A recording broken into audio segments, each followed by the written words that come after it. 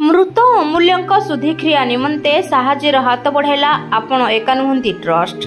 सूचना योग्य जे बालेश्वर जिला अंतर्गत खैरा ब्लॉक अधीनस्थ जलंग गंडीबेड़ ग्रामर स्वर्गत अनंत दास एकमात्र रोजगारिया पुओ अमूल्य दास जार बयस 28 वर्ष जे कि बेंगलोर एक घरोई कंपनी रे कार्यरत थिबा समय गत 26/8/2024 सोमवार दिन बेंगलोर रे संदेहजनक मृत खबर घरे पहुंचवा परे आखपाख अंचल एक शोकर वातावरण सृष्टि होइतिला।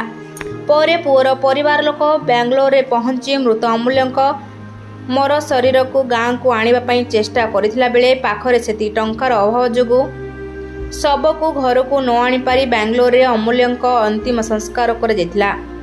एपटे असहाय विधवा माँ पुअर शेष मुह देखिवा स्वप्न होई रहिगला। परिवार अत्यंत गरीब होइथिबा बेले पुअर अंतिम संस्कार निमंते बहु नेता मंत्री प्रशासनिक अधिकारी को जणाइबा परे मध्य एपर्यंत सरकारी सहायता मिल पारि नाही। एपटे अमूल्य विधवा माँ और पत्नी एवं 10 मासर शिशुर प्रतिपोषण किपरि हेबो से नहीं एबे साधारण एक प्रश्नवाची सृष्टि करिछि। एपटे अमूल्य शुद्धिक्रिया केमिति हेबो से नहीं असहाय गरीब माँ और विधवा स्त्री गाँ और पड़ोशी को किछि साहाय्य पाई अनुरोध करथिले।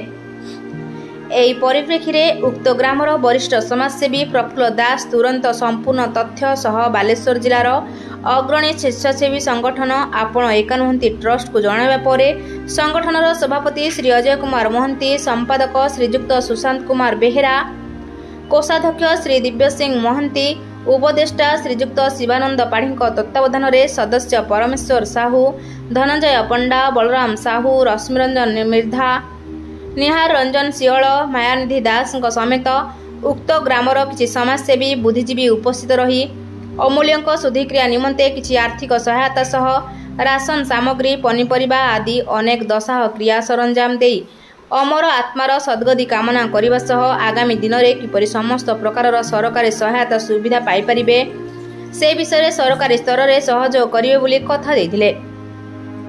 बालेश्वर खैरारू पद्मलोचन दास रिपोर्ट रूपाथालिया न्यूज।